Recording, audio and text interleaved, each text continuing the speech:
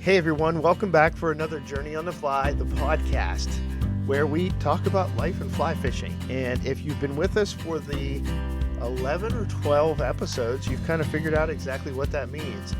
There are specifics to that at times, but it is really about you, your lives and fly fishing, how it's impacted you and your lives itself, not just how fly fishing impacts you. Like, this is about the nitty-gritty of your lives. And of course, we try to keep it centered around and focused on fly fishing and really the great outdoors, but there's a personal side to this, a real side to this that seems to really matter to me, and I hope to those that listen.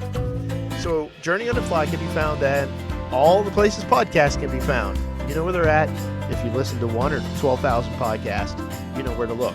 iTunes, iHeart, Google Play, our website, journeyonthefly.fish. If you've got any questions or comments, shoot me an email at adam@journeyonthefly.fish.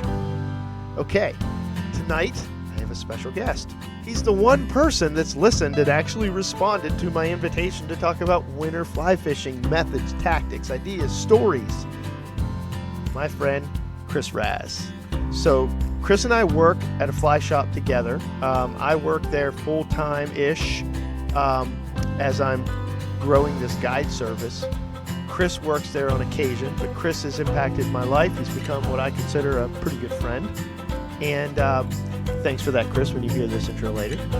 So we're going to talk about winter methods tonight. We're going to talk about some stories and ideas. Chris has been in the game of fly fishing much longer than I have, in the sense that he has been fly fishing and in the nitty-gritty in the greatest ways possible much longer than I have.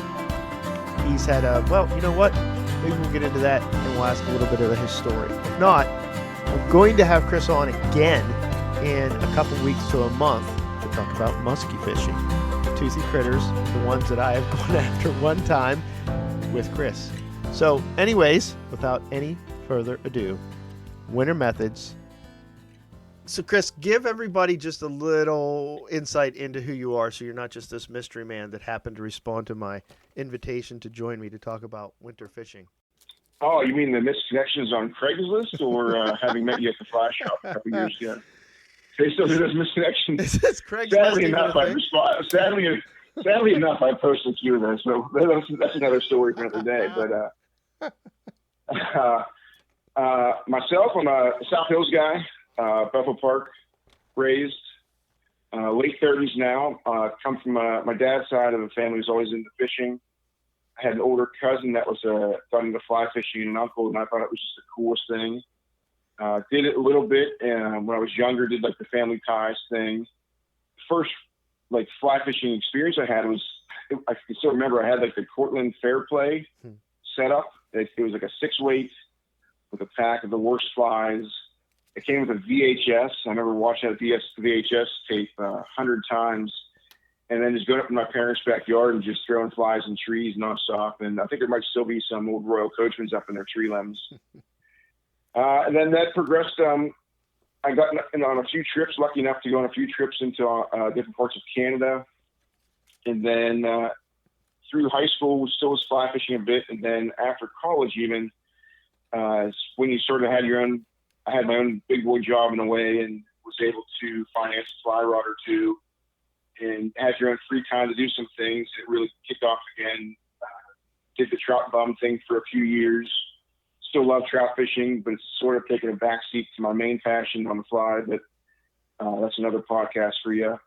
And so much so that I've kept in contact with Ryan over the years, helped him out at the fly shop as much as I can, and even have my daughters into it. And my 5-year-old, hoping to take her out this coming Friday. I'm not sure when you're going to be recording or posting this, but her and I are going to go over to the creek that we're going to be talking about, I think, coming up at the winter tactics, and try to find some holdover trout. Very That's nice. Me. So is the uncle that you talked to me about from? No, the uncle that, so my dad's older brother, when he was 2 years old, he was diagnosed with polio. So he spent a number of years in some of the institutions at the time. he had a very successful optometry business in the south side of Pittsburgh. He owned some different buildings, and he never had any kids, so he blew his money on fishing trips and other things we won't get into. But as he got a little bit older and unable to carry his own weight on some of these trips, he would invite myself or one of my older cousins on these trips. We've been to Quebec, Saskatchewan, and Lake of the Woods, and he paid for me to go, and part of my payment was hauling bags and filling gas cans and filling boats, and happy to do so. I mean, places I've never otherwise would have gotten to go to. No problem being the camp grunt and hauling my weight and hauling his weight too. He's no longer fishes, but some of that passion went through that side of the family for fishing, and certainly passed down in generations here.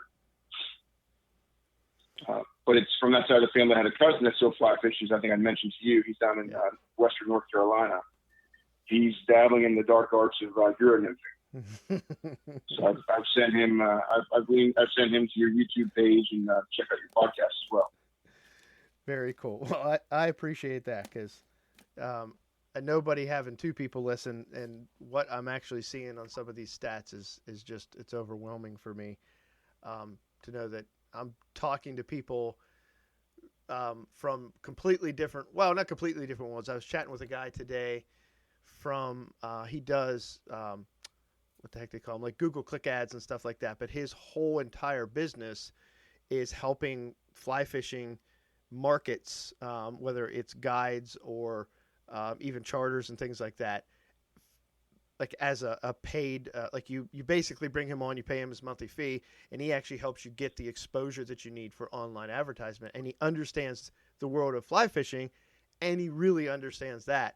And the guy's like, send him, he's like, yeah, I've even come across your podcast. I'm like, really? So very cool. Anyways.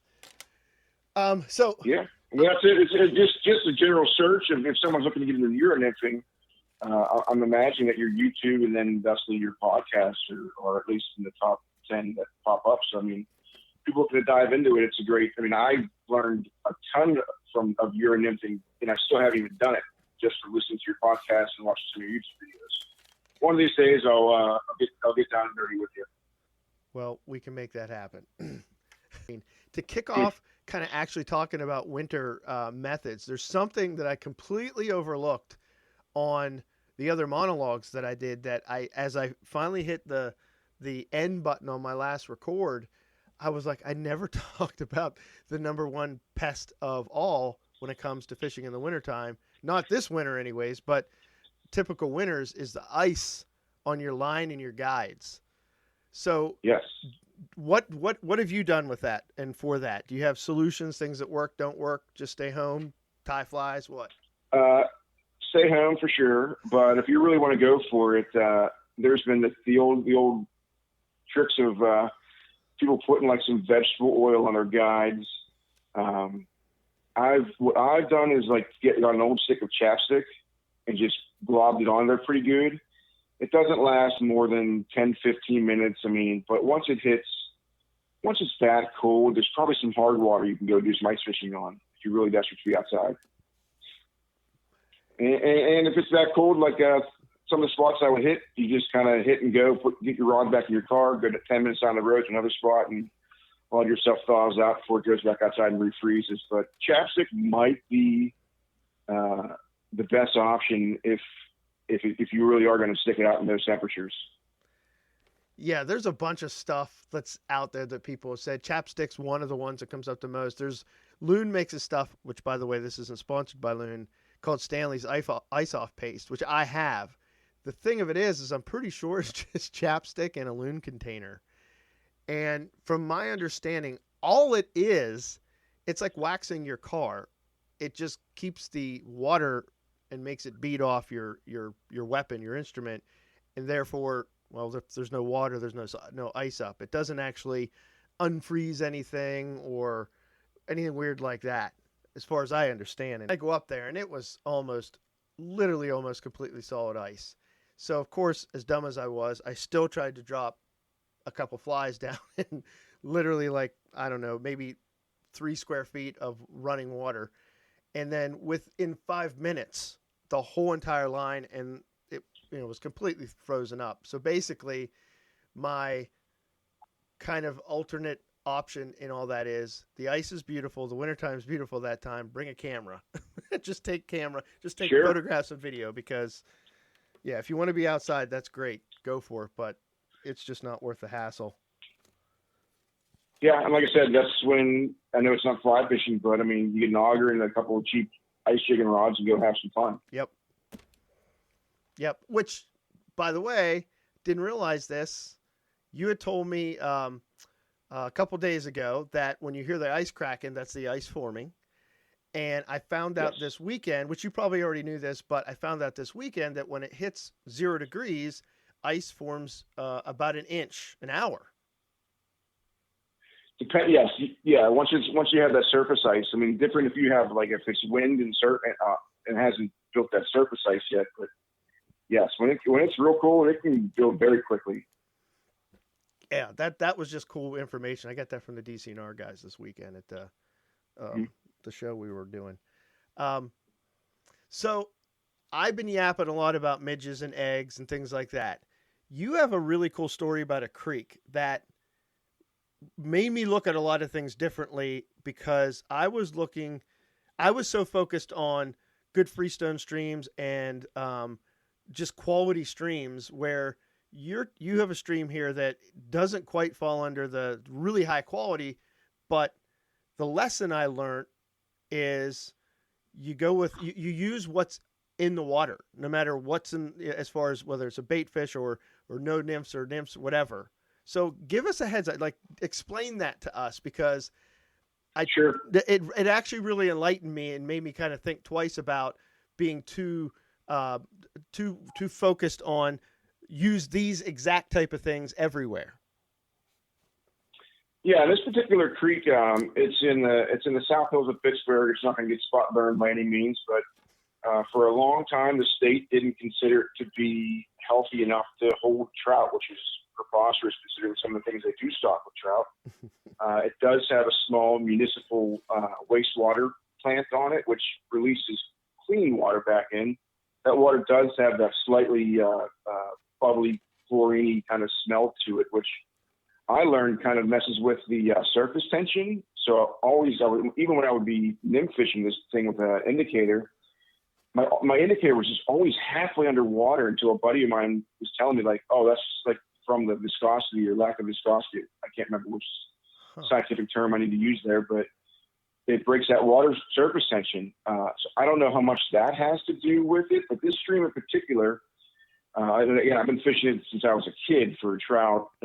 Like creek chubs to take pike fishing. We would go target carp in there, and once you really start getting the trout dialed in at all times of year, it just seemed they always wanted a streamer or some sort of protein. Even when you would see the odd fish rise, there was never really prolific hatches there any time of year. You would see the midge clusters, mostly early spring. You might see a few black stoneflies, especially if there was some snow around, just because they stand out a lot better. And then maybe the odd caddis here and there. And I've got them slapping down some foam stuff and just getting reactionary eat. But as far as matching an actual bug hatch on this creek, it's never really worked for me. So even in the dead of winter, my early tactics were Potsy's fireball eggs when I was a young kid. And that progressed into some of the nymphs and wandworm kind of things. And the stream itself doesn't really set up that great for nymphing. Like you think you're nymphing, you want a deep, fast run where there just isn't much deep, fast water. Most of the deeper water is in slower pools, and much of the faster water is just ankle, shin deep. So it does set up very well for streamer fishing. And I think also with that, talking about some of the bug life, even turning stones over now as I get older just to look for things, there's just not as many mayfly kind of bugs under those rocks that you would be hoping to find in the trout stream. But what there's just an absolute plethora of is crayfish, creek chubs, dace.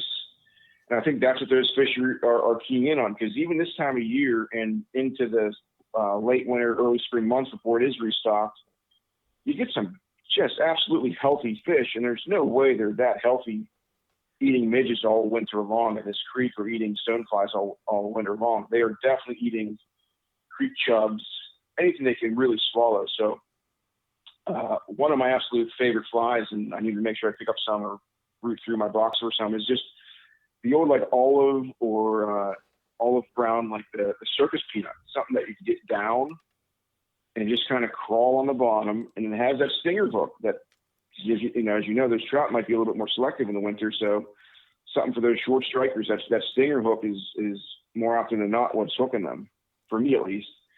And how I kind of like to fish it, if I can, is to kind of fish almost upstream of a pool or kind of quartering towards it, almost as if you were doing a proper like Pacific Northwest spade kind of thing, where you're casting out and away, letting that drift come through and stripping it back across. Yeah. And my stripping is, I'm letting it get you snag a lot of things, but you're down deep, just crawling on the bottom. And I think these fish just see that as an opportunity, that one circus peanut sized meal is worth chasing, is worth the take, versus sitting around all day waiting for 100,000 midges to come by, hopefully. So, and frankly, I had more fun doing that. Even last year when I had my daughter there was a couple of particular pools or runs that don't set up well for streamer fishing. I know there's fish in there, and I wedged Alice into a corner and said, okay, we're going to put on indicator, and we're going to throw in some water gremlins, and we're going to throw in a little caddis nymph and a black cedar midge, and sure enough, we hooked 3 or 4 fish in a row. But once you hand a 4-year-old a 10-foot 4-weight with a size 18 fly, things get a little western. So we didn't land any of those ones, but it can be done. But I have way more fun giving little short strips and just watch that line go tight. And that is, like I said earlier, before you laid that out, that helped me also realize that, first of all, everybody that may listen to this doesn't have access directly, but wants to go fish, access to super really good creeks, like a spring creek in central PA or whatever, or even a healthier creek that may hold browns and reproducing browns. But there are creeks that are stocked that are around you, especially like Pittsburgh, everywhere around kind of the metroplex of Pittsburgh. There are creeks that fish get put in here and there, probably more to make people feel good that, their license money is doing something for them, but they're in there, and it gives people that thrill of getting out on opening day. Like when I used to go hunt with my grandpap and uncles, it wasn't so much about killing deer because we didn't kill that many opening day, but this is one more way to get you out there and to kind of peel back the layer of the onion and be like, well, hold on a second. There isn't prolific catches here. What are these fish eating? Because they have to be eating something, even in the wintertime. They don't go south. They're not migratory. And right. Yeah, exactly. And what was so nice that when I was a couple years out of college, I was still living at my parents' house, and it was pretty close to this place. Even if it was 20 degrees, okay, it's a 15, 20-minute ride over there. Even if I only fished an hour, froze my butt off. Okay, I'm heading home. It's not like if you're running to Meadow Run or the Yauk or somewhere further, drive 2 hours, freeze your butt off, and then have to still drive home 2 hours. It's, you hit a panties on the. Other than trout fishing in the winter, not to give too much away because there's a lot to be said, especially from what I would consider your depth of knowledge on muskie fishing, but looking at other species in the wintertime, because I spent almost all 3 of those things really focusing on trout. Are there other species that you have chased in the wintertime on purpose? Yeah, like you said, muskies can definitely be caught in the winter. They tend to find the deepest pools, just like everybody, or not everybody, but most fish kind of get into that slower water. And fly fishing, and specifically for muskie, they want that slow presentation. Their metabolism is such that they're not going to chase something 40 feet across a weed bed and smash it. So in some of the moving water, you can definitely target. I remember an article in the, what's the Pennsylvania Angler? Is it just called Pennsylvania Angler? Back in the day. So. Back in the day on one of the Northwest Pennsylvania rivers, where these guys would just find these monster walleyes dead of winter. but it would make sense. They were soaking live bait, and it keeps parts of a 10-mile stretch of river, sure enough, running into giant pike, giant muskie, running into these 25 to 30 some inch walleyes, because that's where things lived in the winter. And being cold blooded, they still have to eat. I know your winter fishing has talked about that. They still have to eat. It's not like they're not in the lake where they can go lay on the bottom. They're in moving water. Even if they find an eddy, they still have to move their fins to live. So they have to bring in calories, even if they're not bringing the same calories they need to in May.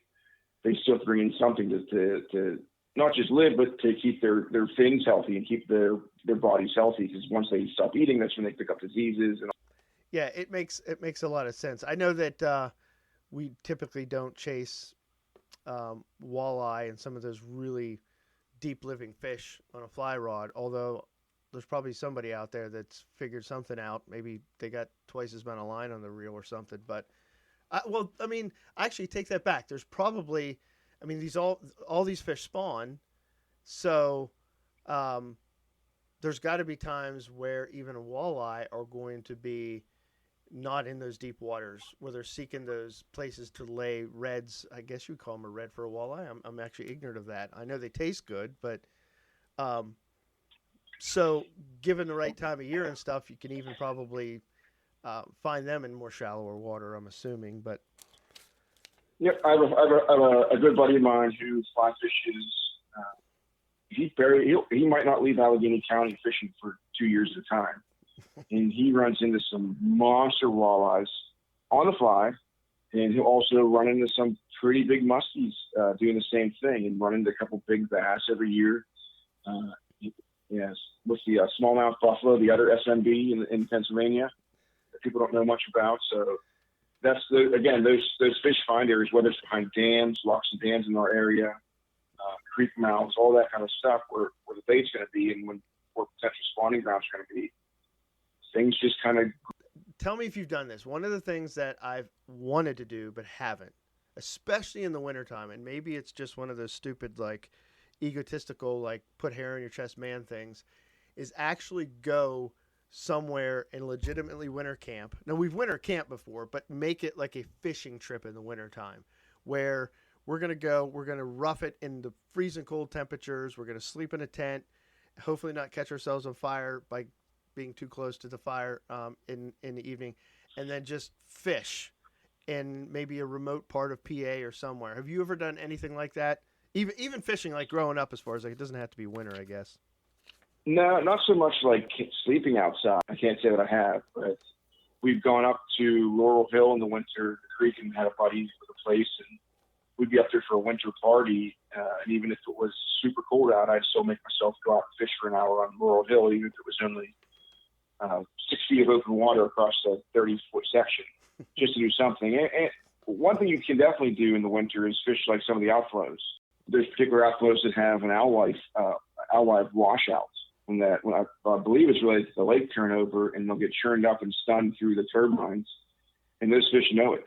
And you can dead drift a weightless or semi-weightless white woolly bugger.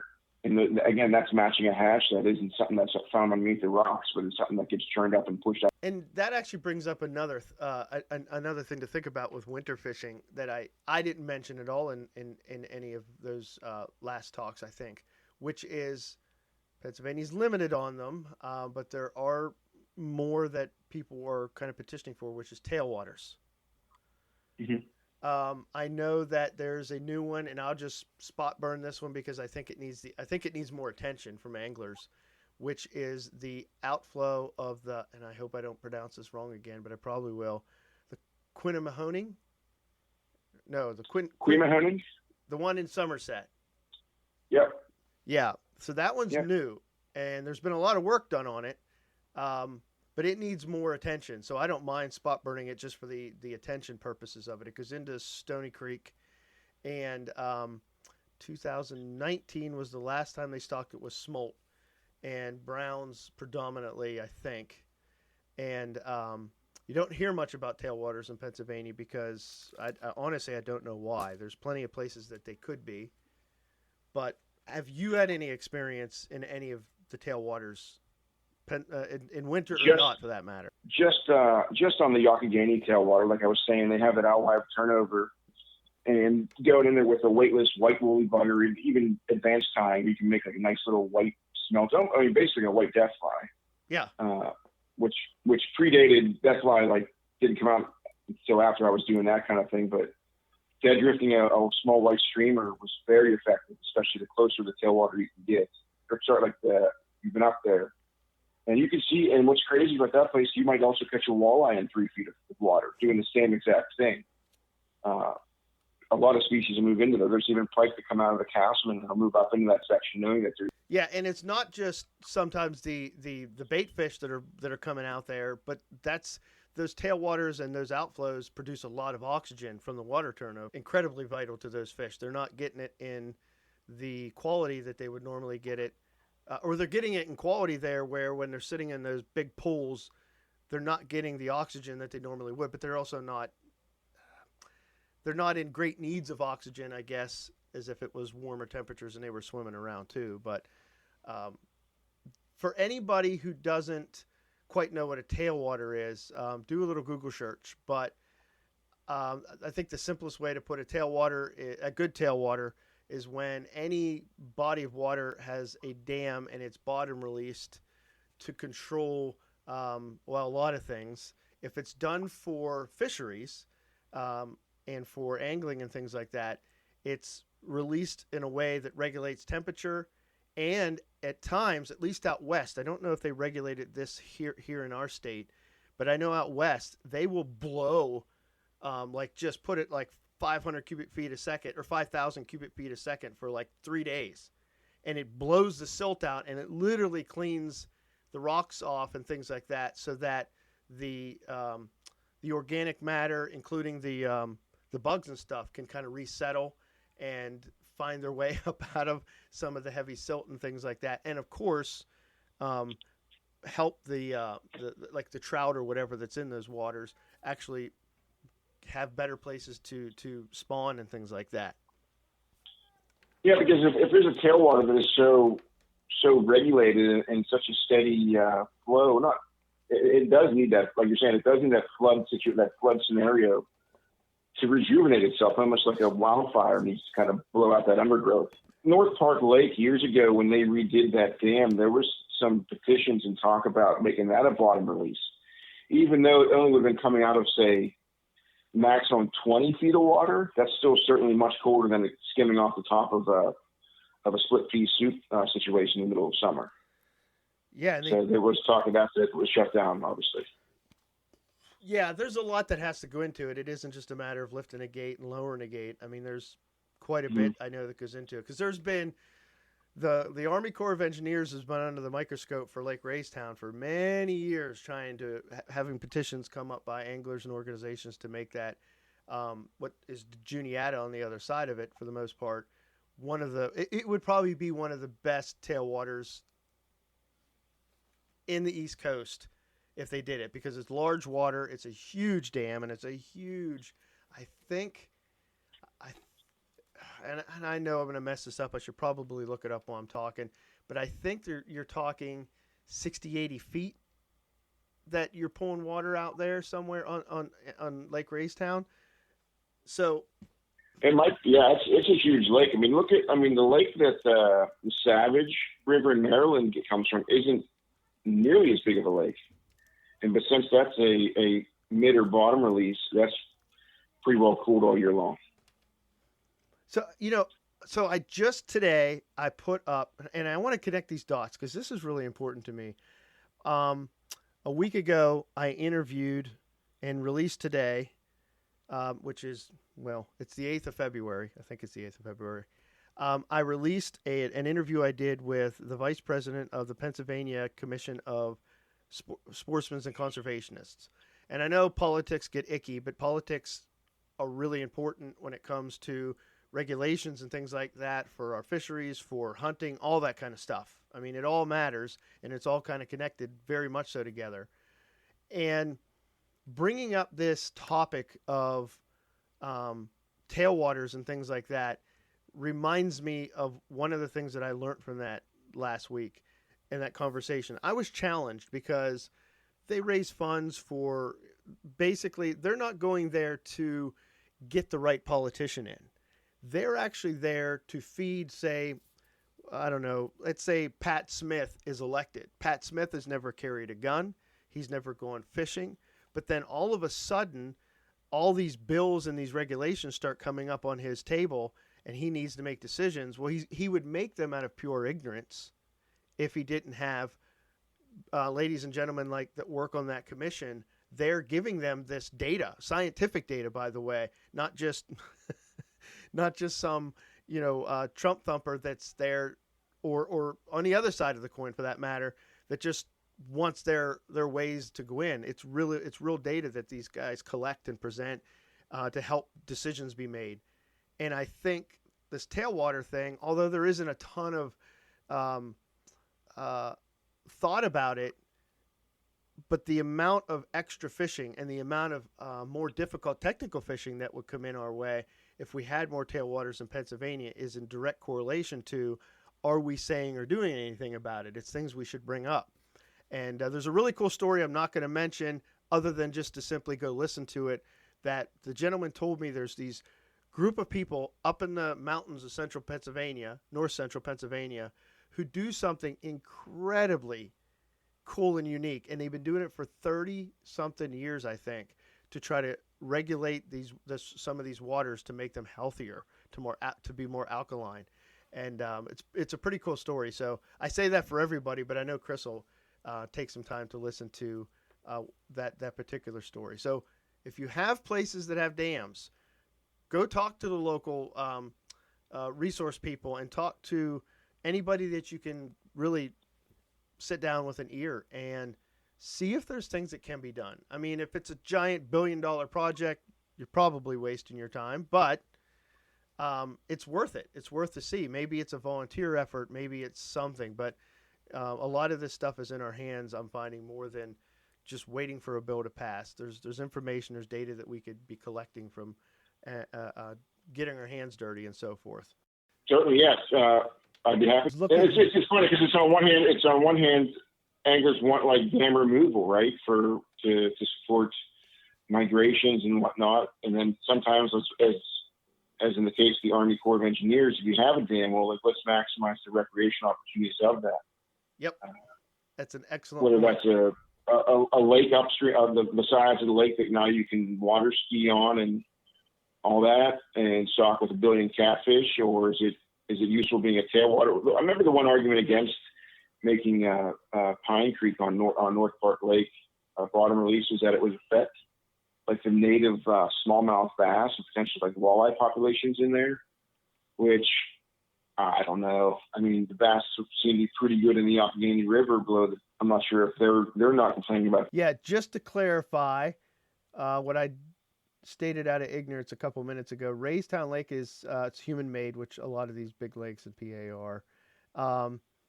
It has depths up to 200. It may be Pennsylvania's largest lake. It could be. It's 8,300 square acres, I think, or 83. Yeah, 8,300 acres, anyways.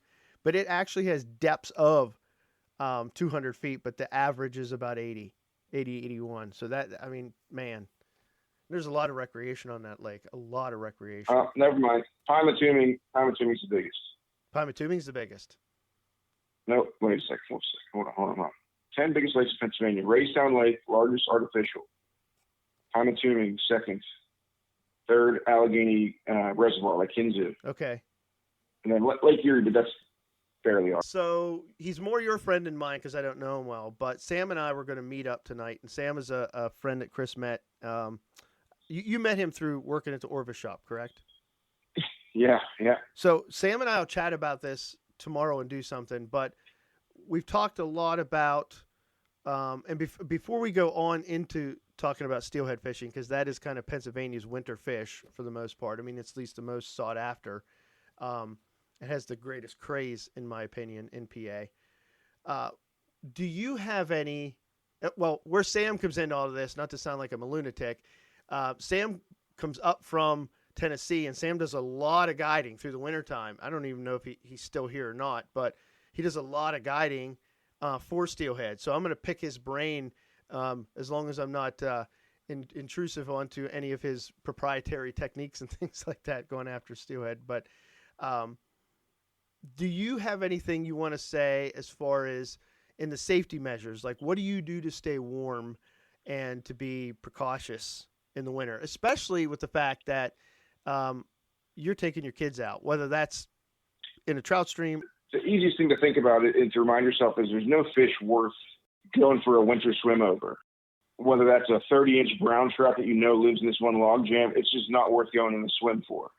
I've done a one-man single float for about 100 yards down the Yacht River, like we're talking about, in the dead of winter, and that ruined my fishing day. I slipped on some rocks, and just luckily I had enough air in my waders that I was able to float it out until I was able to get my feet to the bottom again. Wading staff, I don't carry a wading staff. Perhaps I should in some bigger waters, but I think it's just using common sense, and nothing really is worth harming yourself or obviously your children or whatnot. I mean, for my daughter's fourth birthday last year, her and I went out ice fishing, and I had her on a sled, and I went out, I drilled a hole, 4 inches, dragged her out, let her fish for a minute. I went out another 15 yards, 20 yards, drilled another hole, 4 inches, dragged her out to that one. So you just have to use common sense. Studded boots, I mean, getting away from the days of felt. I mean, we had a guy in the shop last week telling us he still loved felt boots. But as soon as you get that felt wet and then walk on some snow and then back into any kind of rocks, that is just the slickest you're ever going to have it. So today's advancements with the Vibram and the different kind of studded outsoles, that's certainly the safest bet. And one thing that I am very particular about is letting people know where you're at. Whether it's meeting someone to fish with that you've only talked to on the internet or whatever. I'll even the day before I'll send my wife a text, even if we're in the same room, I'll text her and say, this is the boat ramp that I'm meeting so-and-so at. I'll give her that person's number. God forbid we flip a boat or something. Okay, she at least knows where my car's parked. Or, one of the things I do is as soon as I get off a body of water, I'll text her, say, off the water. Yes, I must be fish, so I don't even have to tell her that I didn't catch anything. She knows. But I'll say off the water, and then 15, 20 minutes later, once the boat's loaded up, whatever, I'll say headed home, due home in whatever the time frame is. So letting your people know where you're at, who you're with. I put a couple of trips together to Wisconsin, and everybody's spouses had everyone else's contact information in an email. That way, in case something happened to somebody that needed to get in contact with, and someone doesn't have their cell phone, whatever it is, there's a chain of communication in the horrible situation that you might find yourself in fishing. Not to say that you're going to go out there and slip and conquer head and have an emergency situation, but knowing that it could happen.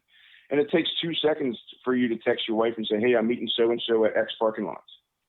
It takes 2 seconds to do that, so why wouldn't you? Stuff. And if you're going real remote, man, spend the money. I don't think you can rent them anywhere, maybe REI, but there's Three Rivers Outdoors. There's another place here in Pennsylvania or in Pittsburgh area that is a lot like REI, but a lot more mom and pops. Maybe you can rent those spot devices that are even GPS trackers, something like what you're saying, Chris, to man, just be safe, use common sense.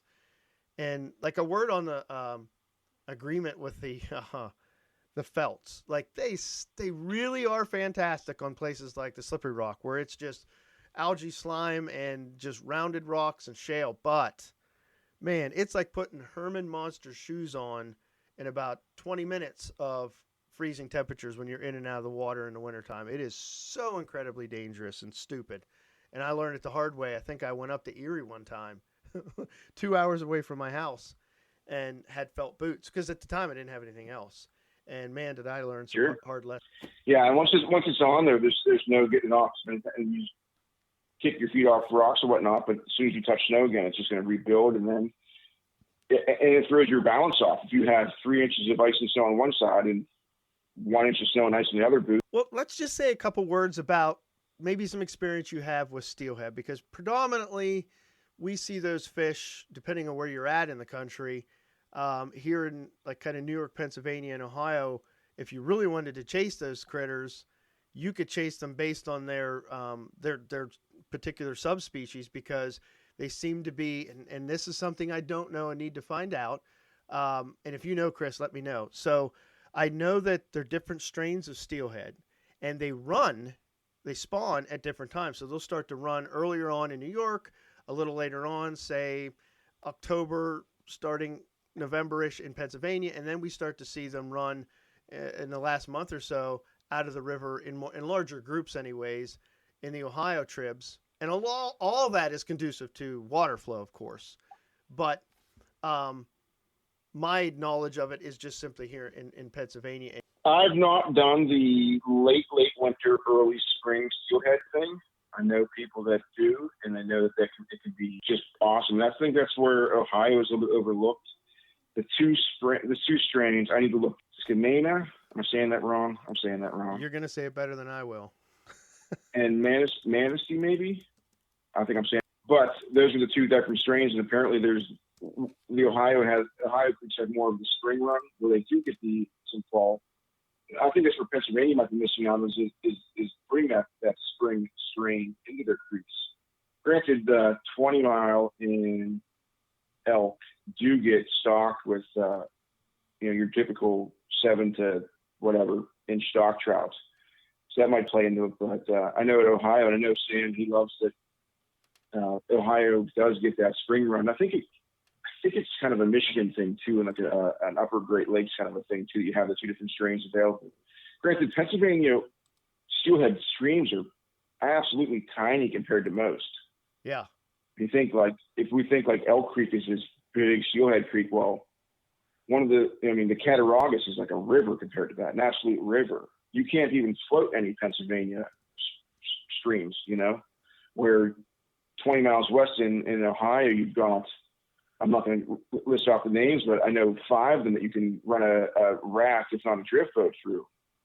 So that alone shows that Pennsylvania's Steelhead Alley is really just and that's exactly it too, because it is so small, man. It gets cramped in places, and it becomes a little bit harder. It has become a lot harder.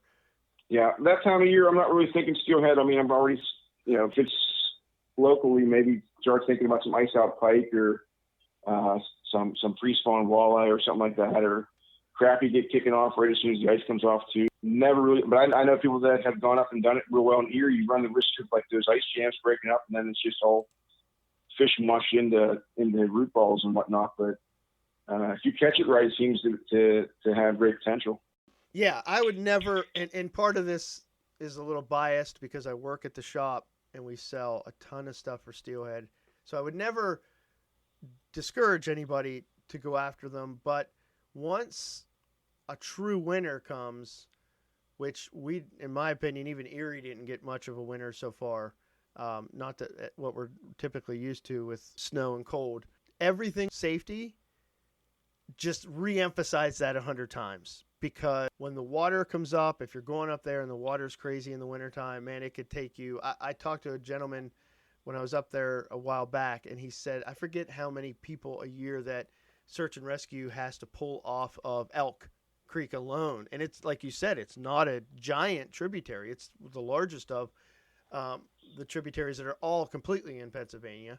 Conneaut excluded from that because it comes in and out. But it's a different type of danger. The substrate is dangerous, even if it's nice weather, and but it's winter fishing. It's another thing to get out. It's another subspecies or type of trout to go after, and now people are starting to see the suckers start to run in slowly, which is a whole other fish to chase after. And I think between you bringing up ice fishing, and yes, this podcast talks about life and fly fishing, but that's the unique part of it being generic. In the life side of it is that you thrive in introducing your kiddos to the outdoors, whatever it is. It doesn't have to be a fly rod in their hand to get outside in the wintertime, and all the safety stuff applies. And I think that's an important lesson for all of us to keep in mind. You get your kids outdoors, be safe about it, introduce them to it, toughen them up a little bit when it comes to, it's not just fair weather when you can go out and have fun and do these things. So I appreciate that, like as a dad, talking to you as a friend, Like, I appreciate that's one of the things that I respect the most about you is that you get your family involved in a lot of this. Yeah, and like I said, I'm taking my youngest daughter out this towards Friday, and we've already been talking about this week just because with the way some new jobs are going to be rolling in for me, it's going to be, I'm not going to have as much time to fish with her on weekdays, so it's going to be in the low 40s. I know a place we can go maybe tangle with some trout. Let's do it. Put on your snow pants. You're not going to get in the creek. She's not going to wet wade, not going to go in the creek. But there's plenty. Do you have any kind of last words, things that I didn't have a ridiculous question to bring up a conversation or anything about kind of winter methods, fish, gear, anything of that sort that might be different or that you just want to let people know or to think about? The only other thing I had thought about earlier when I was kind of brainstorming driving, we're going to bring up is also think about like what's going to be the warmest time of the day. And we were even talking about that when we were steelhead fishing our group up in Erie 2 months ago now.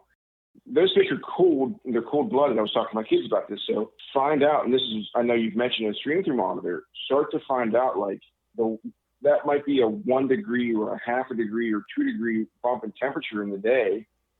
Those fish might do all of their feeding in that window. I've been in Erie in the cold day when, whatever reason, all my action came from 3 to 4 p.m. And that started to seem to pattern itself. So in the winter, do you have to get up at 5 a.m., be the first guy in the stream? And no, not really. It was more important to be really focused from that, say, noon to 3 o'clock, 4 o'clock window when the sun's going to be warming the water the most. How you want to break it down, especially if it's going to be that cold and you don't want to be outside for 12 hours a day fly fishing. Yeah, I mean, I consider myself a bit of a lunatic going out in the cold on a personal level, but there's just a reality to it, especially the older I get. I'm like, no, just doesn't make sense because when you can't feel your toes, you've gone. It isn't really funny. Yeah. Yeah. Been there, done it. It was fun, but like you said, once you have children, like priorities change. Do I need to go do this thing that potentially isn't that safe to catch 1 or 2 fish, or can I take a way safer option? Or you can stay at home and make Kalishki and Kabasi and just dial it in. Which, by the way, there was a bit of a stink in the shop on Monday, but I bet you do. Yeah, I bet, no doubt. I'm sure it was all the cabbage too. And I offered him cabbage like 2-3 days before that. And he's like, I ain't eating any cabbage. But then when you pulled yours out of the microwave, he told me, he's like, I want a bowl of that or something. So that was funny. Yeah, he had no problem wolfing that down.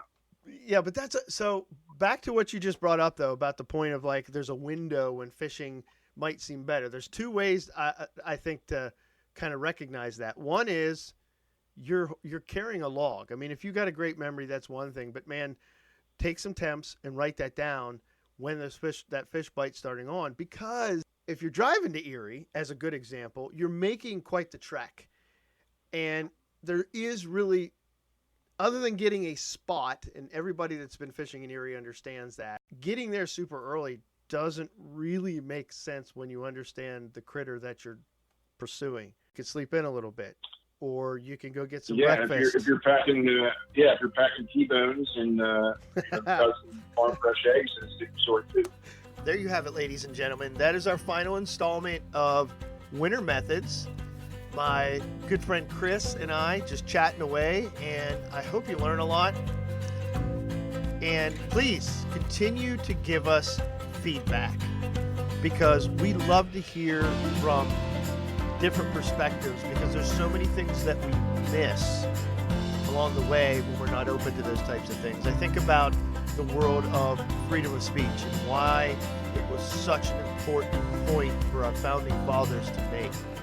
And this is not to be held as a verbatim quote from me, but I know I've heard along the way in kind of looking at that world of freedom that there is no way for us to know if we are wrong if we're not open to hearing views that are not our own.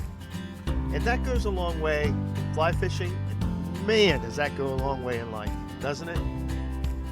We can be intelligent, we can have studied a particular subject our entire life and hold a PhD in it for that matter. But if we are not experiencing everyday life and even in the more higher level education areas or even vocation, a world of cross-discipline, meaning just be open and see what other disciplines say or don't say, or how your discipline says or doesn't say things into the others, man, we can learn a lot from that. We can learn a lot from each other.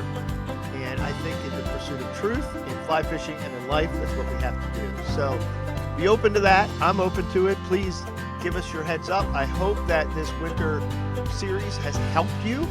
And I hope that if you listen to it in the future, make this a staple for the beginning of winter season every year, to kind of re-equip yourself with some things, and maybe to stir your own thought pots to get things moving and come up with some good solutions for things. And maybe you're holding an idea of a better pair of gloves or a better undergarment or something that will change how we do this more effectively and more safely. So till the next time, remember, my friends, keep your lines wet, your hooks in the fish's mouth. God bless.